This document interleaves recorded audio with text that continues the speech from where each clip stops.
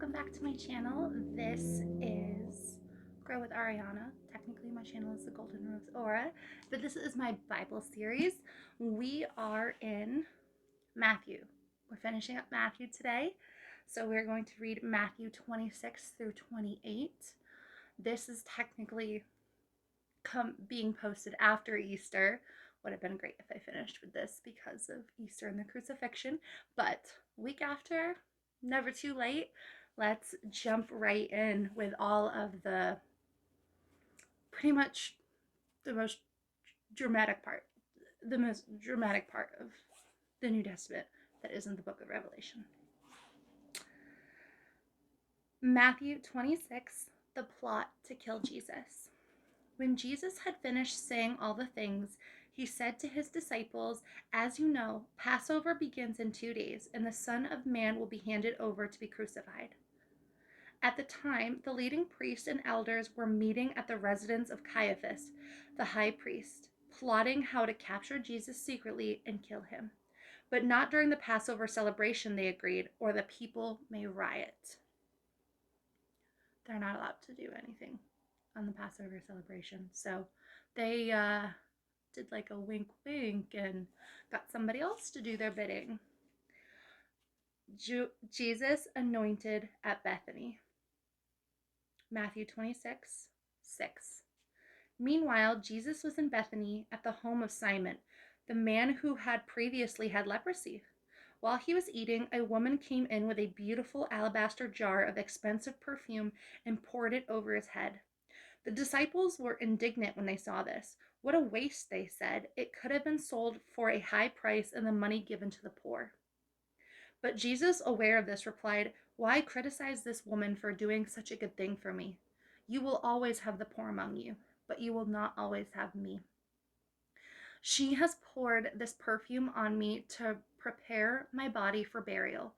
I tell you the truth, wherever the good news is preached throughout the world, this woman's deed will be remembered and discussed." And it was. Judas agrees to betray Jesus. 26:14. Then Judas Iscariot, one of the 12 disciples, went to the leading priests and asked, "How much will you pay me to betray Jesus to you?" And they gave him 30 pieces of silver. From this time on, Judas began looking for an opportunity to betray Jesus. 30 pieces of silver is the price of a slave, just for context.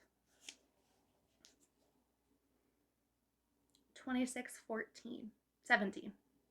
The Last Supper. On the first day of the festival of unleavened bread, the disciples came to Jesus and asked, "Where do you want us to prepare the Passover meal for you?"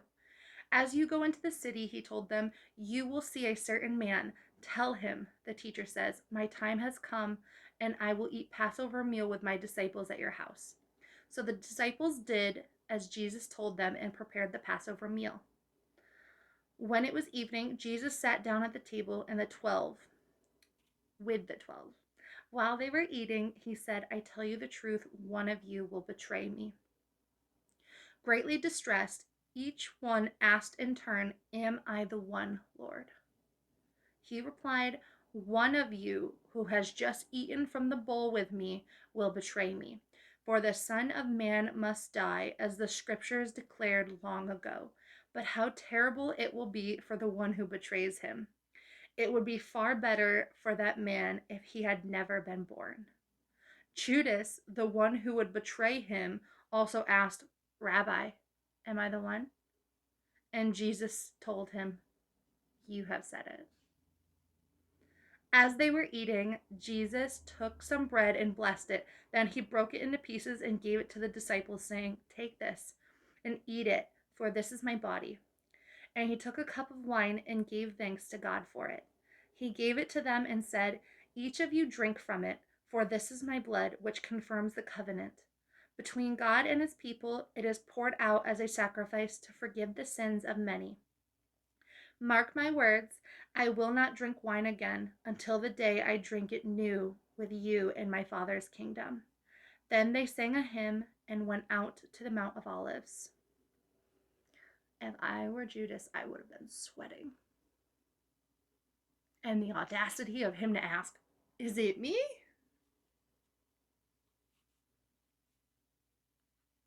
Wow. I can't imagine. I can't imagine just sitting there and Jesus being like, "One of you will betray me." And he's already made the plan to do it. He's just, oh, it's crazy. It's almost like he's the Messiah. 26:31. Jesus predicts Peter's denial. On the way, Jesus told them, "Tonight all of you will desert me. For the scriptures say, God will strike the shepherd, and the sheep of the flock will be scattered. But after I have been raised from the dead, I will go ahead of you to Galilee and meet you there." Peter declared, "Even if everyone else deserts you, I will not desert you." Jesus replied, "I tell you the truth, Peter. This very night, before the rooster crows, you will deny me 3 times that you even know me." "No," Peter insisted, "even if I die with you, I will never deny you." And all the disciples vowed the same.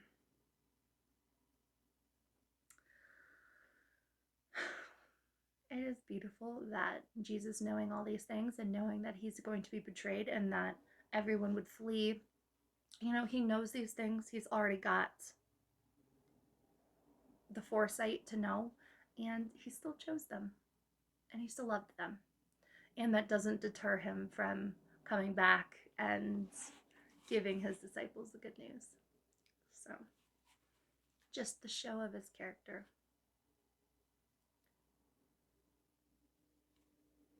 Jesus prays in the garden. Then Jesus went with them to the olive grove called Gethsemane. Gethsemane? I thought it was Gethsemane. I'll put it on the screen. And he said, "Sit here while I go over there to pray." He took Peter and Zebedee's 2 sons, James and John, and he became anguished and distressed. He told them, "My soul is crushed with grief to the point of death. Stay here and keep watch with me."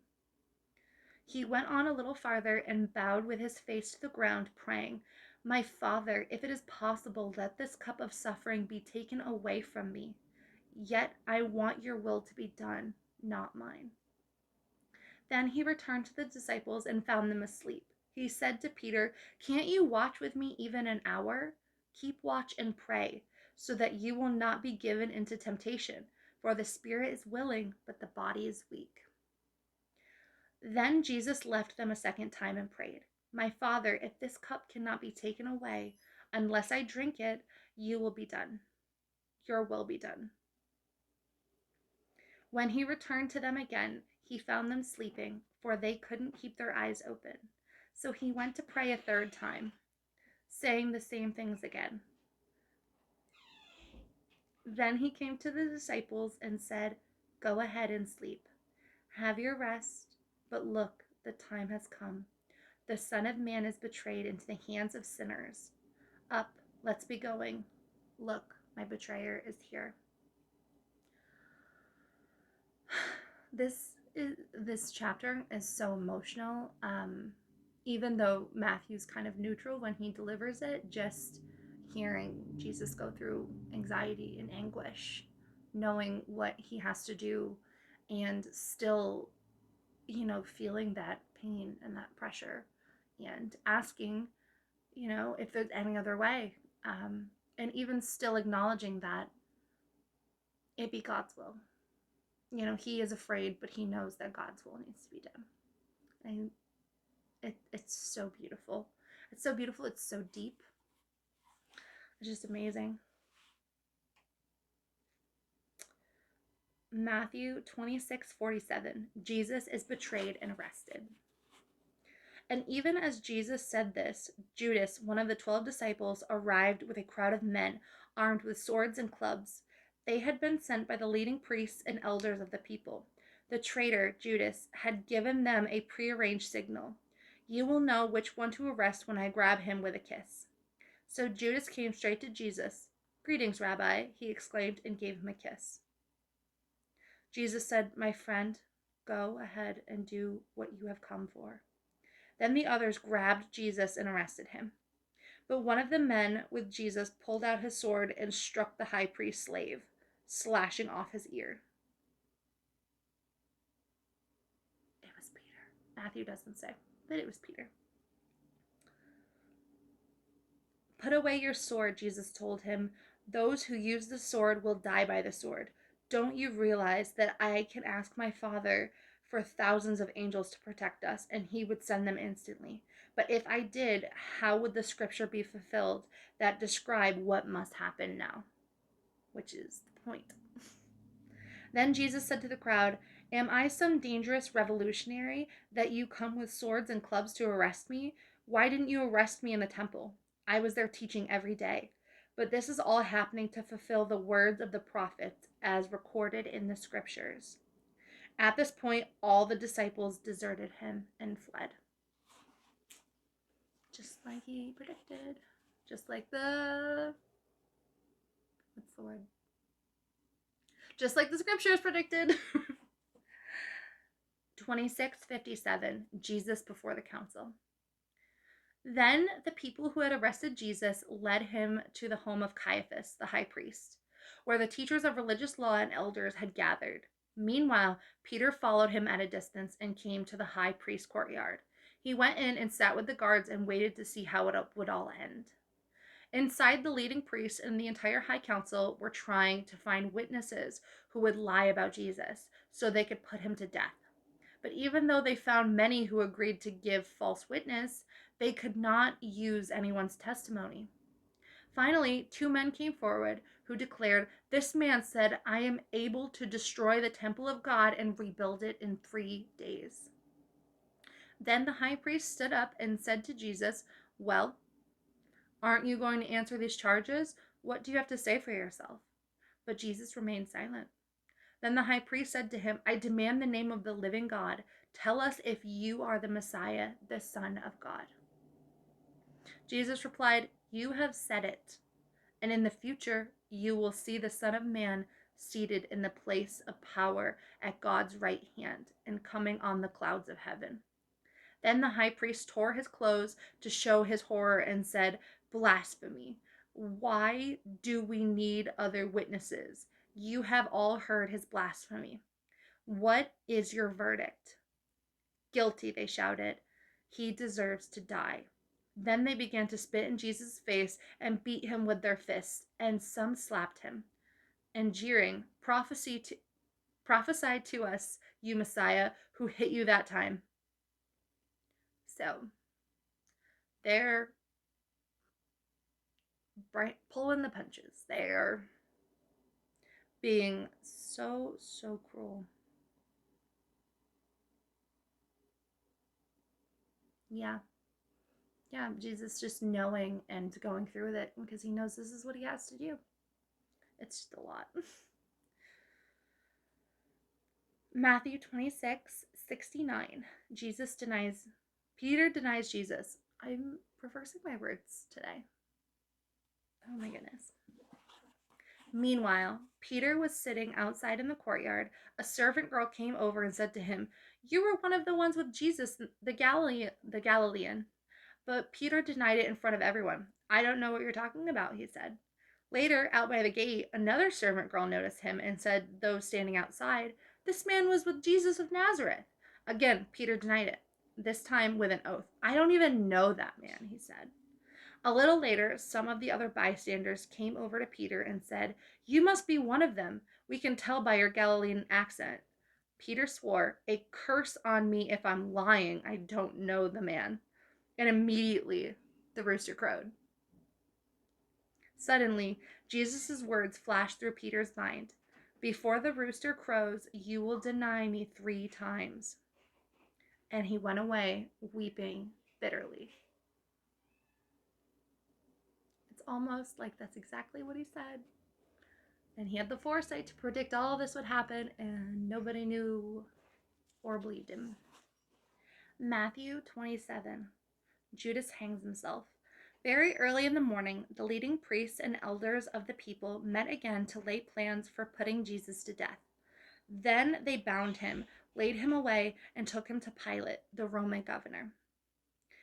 When Judas, who had betrayed him, realized Jesus has been condemned to die, he was filled with remorse.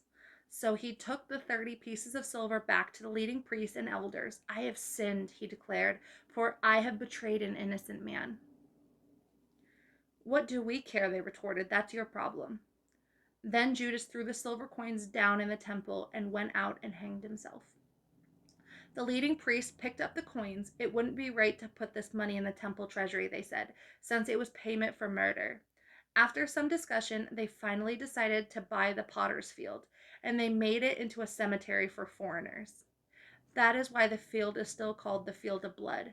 This fulfilled the prophecy of Jeremiah that says, they took the 30 pieces of silver, the price at which he valued by the people of Israel, and purchased the potter's field, as the Lord directed.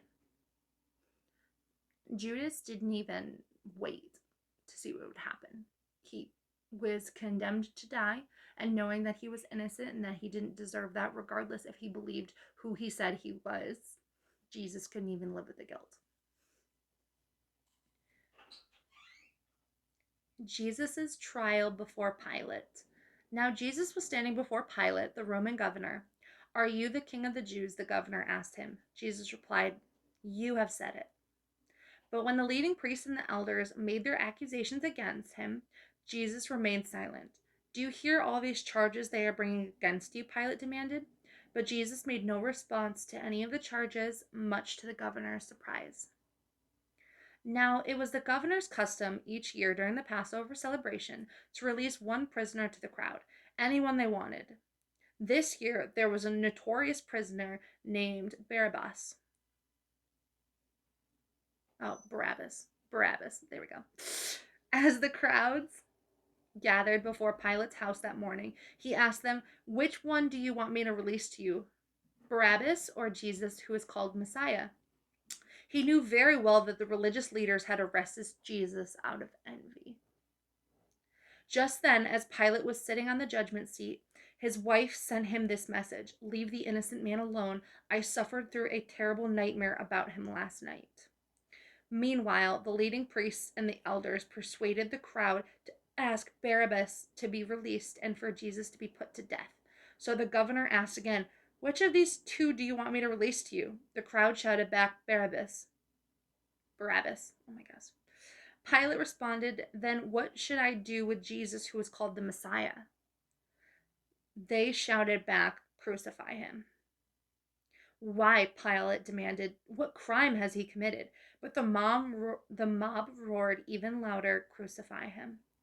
Pilate saw that he wasn't getting anywhere, and that a riot was developing. So he sent for a bowl of water and washed his hands before the crowd, saying, I am innocent of this man's blood. The responsibility is yours. And all the people yelled back, we will take the responsibility for this death, we and our children. So Pilate released Barabbas to them. He ordered Jesus flogged with a lead-tipped whip, then turned him over to the Roman soldiers to be crucified.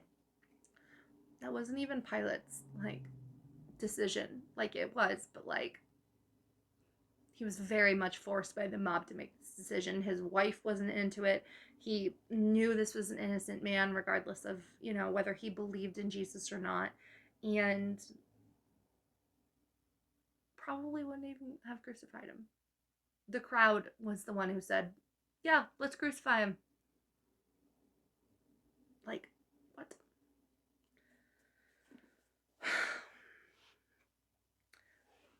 Matthew 27:27. Oh, the soldiers mocked Jesus. Some of the governor's soldiers took Jesus into their headquarters and called out the entire regiment. They stripped him and put a scarlet robe on him.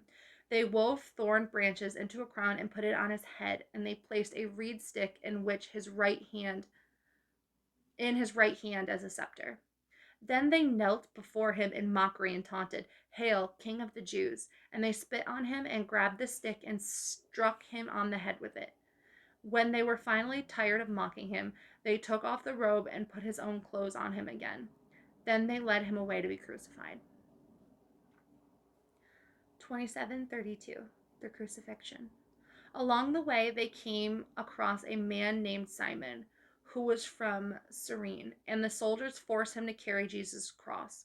And they went out to a place called the Golgotha, which means the place of the skull.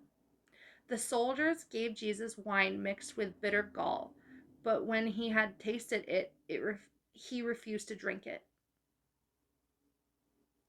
After they had nailed him to the cross, the soldiers gambled for his clothes by throwing dice. Then they sat around and kept guard as he hung there. A sign was fastened above Jesus' head announcing the charge against him. It read, "This is Jesus, the King of the Jews." 2 revolutionaries were crucified with him, one on his right and one on his left. I like that it says this above says his crime, but his crime is just the King of the Jews. That's not a crime. It's just a statement. The people passing by shouted abuse, shaking their heads in mockery. "Look at you now," they yelled at him. "You said you were going to destroy the temple and rebuild it in 3 days. Well then, if you are the Son of God, save yourself and come down from the cross." The leading priests and teachers of religious law and the elders also mocked Jesus. "He saved others," they scoffed, "but he couldn't save himself. So he is the King of Israel, is he? Let him come down from the cross right now, and we will believe him. He trusted God, so let God rescue him now if he wants him. For he said, 'I am the Son of God.'" Even the revolutionaries who were crucified with him ridiculed him the same way.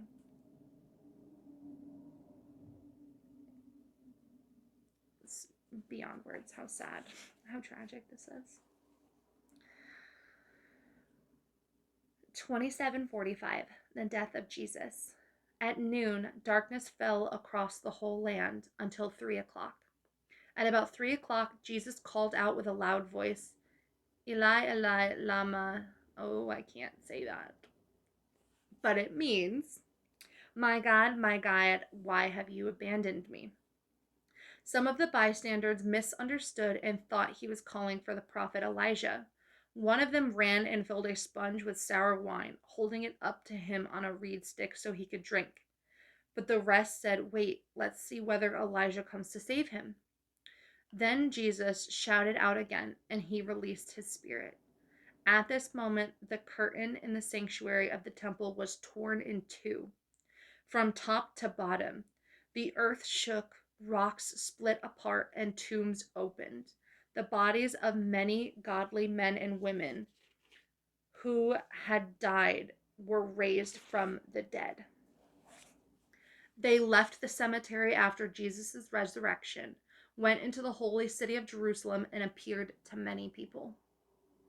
The Roman officer and the other soldiers at the crucifixion were terrified by the earthquake and all that had happened. They said this man truly was the Son of God. Again, the Romans are more willing to believe this than the Pharisees. Wild.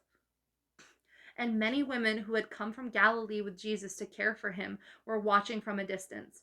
Among them were Mary Magdalene, Mary, the mother of James and Joseph, and the mother of James and John, and the sons of Zebedee.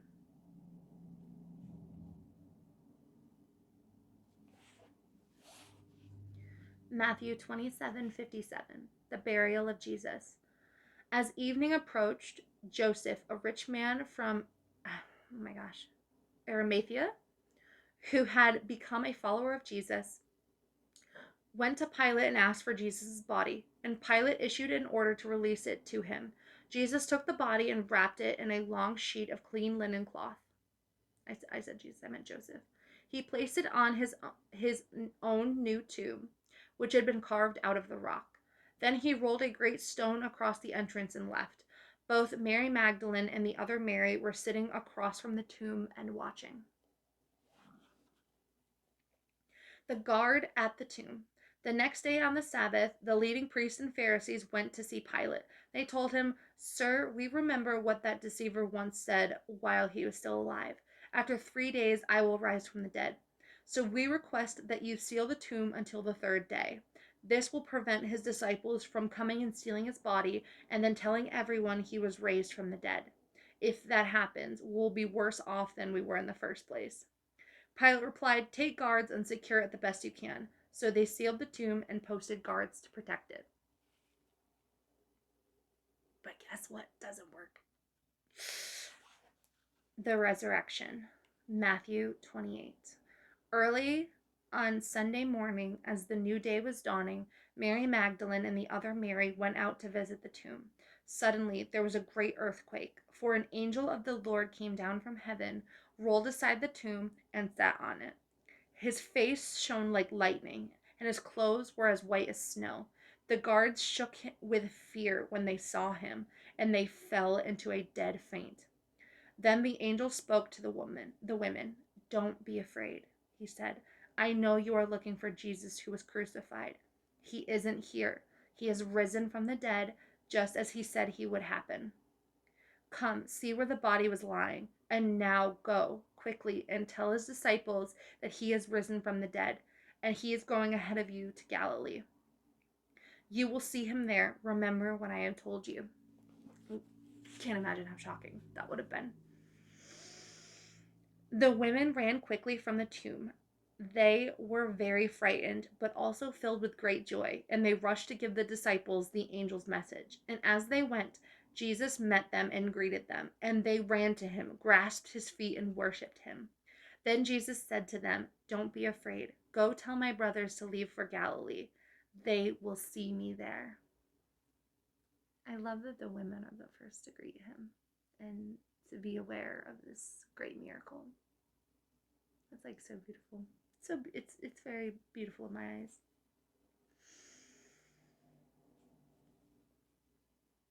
The report of the guard. As the women were on their way, some of the guards went into the city and told the leading priests what had happened. A meeting with the elders was called, and they decided to give the soldiers a large bribe. They told the soldiers, "You must say Jesus' disciples came during the night while we were sleeping and they stole his body. If the governor hears about it, we'll stand up for you so you won't get in trouble." So the guards accepted the bribe and said what they were told to say. Their story spread wildly among the Jews, and they still tell it today. The Great Commission. Then the 11 disciples left for Galilee, going to the mountain where Jesus had told them to go. When they saw him, they worshipped him, but some of them doubted. Jesus came and told his disciples, "I have been given all the authority in earth, in heaven, and on earth. Therefore, go and make disciples of all nations, baptizing them in the name of the Father and the Son and the Holy Spirit. Teach these new disciples to obey all the commands I have given you, and be sure of this: I am with you always, even at the end of the age." I love that that's where Matthew ends things. It's so beautiful. And here on the margins, I'm just going to read as we wrap up. You are important. There are no ordinary days. All the power that raised Christ from the grave is at work with us and through us, making every day full of extraordinary potential. In light of this truth, ask God to open your eyes to the extraordinary today. Look for ways to shine his light and live by his power. And I pray that God is glorified through your life as well as mine. Have a blessed day.